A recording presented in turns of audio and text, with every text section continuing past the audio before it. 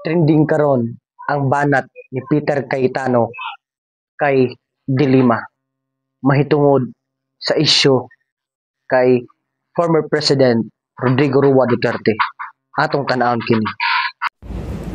Alan Peter is the last person on earth who should tell human rights organizations and human rights defenders what to do in the arrest of former President Duterte. He is also the last person on earth with the credibility to talk about due process and human rights.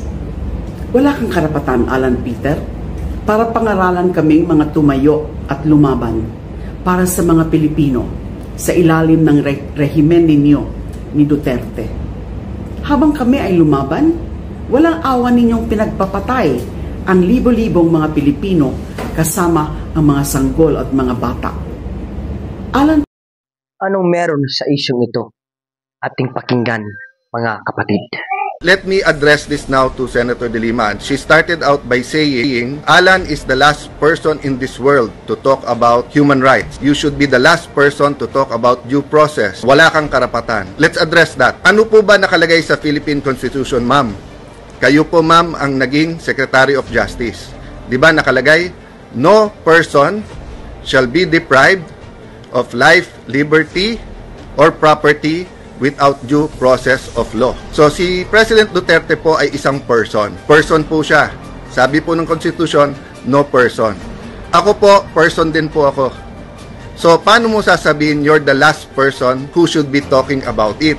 Wala pong last person sa Pilipinas ang pwedeng pag-usapan ang human rights kasi para sa lahat yan. Hindi lang para sa advocates at pseudo-advocates and sa politiko yan.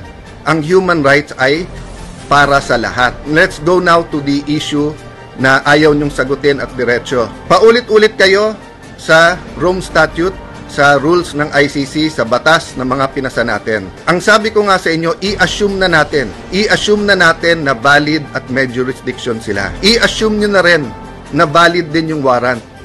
Hindi ka pwedeng dumating sa bansa, i-present mo na lang yung warrant na yan, tapos isasakay mo na sa eroplano at ililipad mo na.